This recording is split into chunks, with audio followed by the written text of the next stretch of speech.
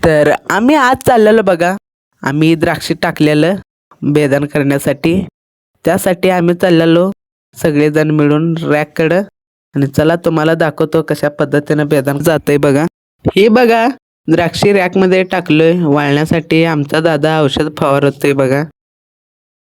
तर आत्ताच्या युद्धाच्यामुळे आहे बघा, शेतकऱ्यांच्या जीवावर सगळं घोर चालय म्हणायचं. कारण आहे ना, आमच्या देशातलं माल आहे बघा बाहेरच्या देशात विकला जातो. त्यामुळं आता युद्धाचं वातावरण म्हणून रेट सगळा खाली पाडलेला आहे ह्या सरकारने. आता आहे ना, आम्ही आता भट्टी देणार आहोत. त्यामुळं बघा सगळं रॅक वगैरे पॅक केलं आहे आम्ही.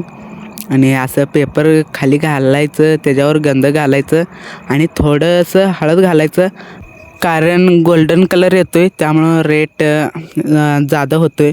हे बघा आता सगळं रॅक फुल पॅक केलेलं आहे. आम्ही आता भट्टी पेटवणार आहे बघा.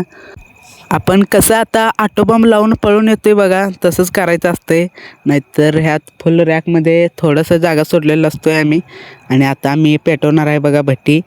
आम्ही आहे ना माल काढल्या दिवशी भट्टी द्यायला आलोय कलरफुल होण्यासाठी. आणि भेटूया पुढच्या ब्लॉगमध्ये. तर तोपर्यंत धन्यवाद.